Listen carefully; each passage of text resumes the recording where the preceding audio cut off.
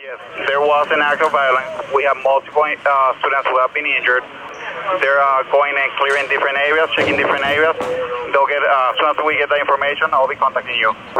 I'll brief transportation and the superintendent. We were all back out of the way, waiting for the 911 call to come through.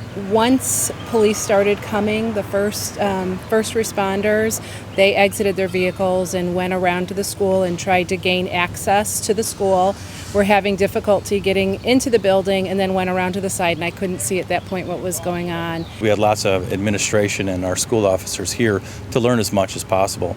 Their learning benefit, I'm hoping, was going through and being involved in the scenario to feel what it's like to have that live feel to that critical incident, but also to work in the command post to see how communication really works when everybody is under stress.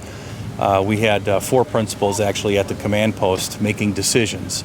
And as I was prompting them with the decisions, I was here at the scene, I was prompting them with, what to do next. They were doing the work of actually contacting the police commander, contacting the fire commander, and actually doing that work.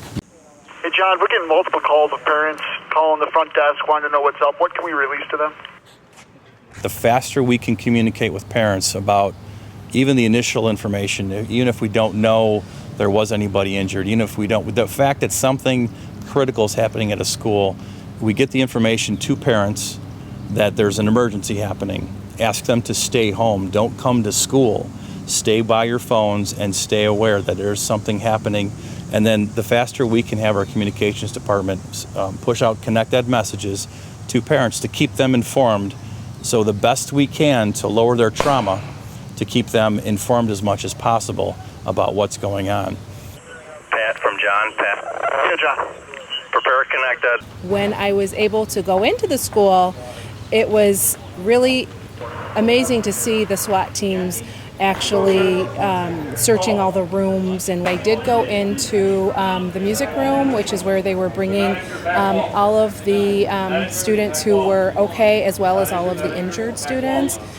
That part was difficult. There were students who you could see they simulated a shot in the leg or a shot in the foot. Need another board. You got one ready? It's critical that's coming out. They did have one student who was a very young student who was the critical student that they brought into the stretcher, and that's the one that you start to get the feelings about, because that one seemed more real because he wasn't walking and up, so that was a little more difficult. Okay, do they have an ETA when they're going to be able to start taking kids out of here to South Elgin? No, they have not cleared the building yet. They will be sending the fire department personnel along with police officers to protect them, but they have not cleared the building yet.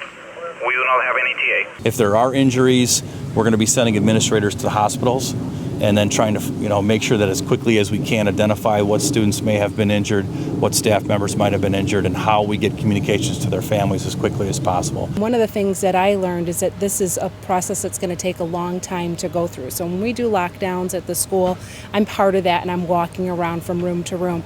But it just reminds me that the students and the teachers who are waiting for us to check and give the all clear, those 5 minutes or so, those few minutes, that seems like a long time for them. But this was, over an hour that we were out here waiting. And I will have to give the message to staff that they may be waiting for a long time and not to leave where they are. And I think that was one of the hardest things, was just waiting. We started working with the Elgin SWAT team, the police department, in 2007, the summer of, holding our first school shooter scenario there.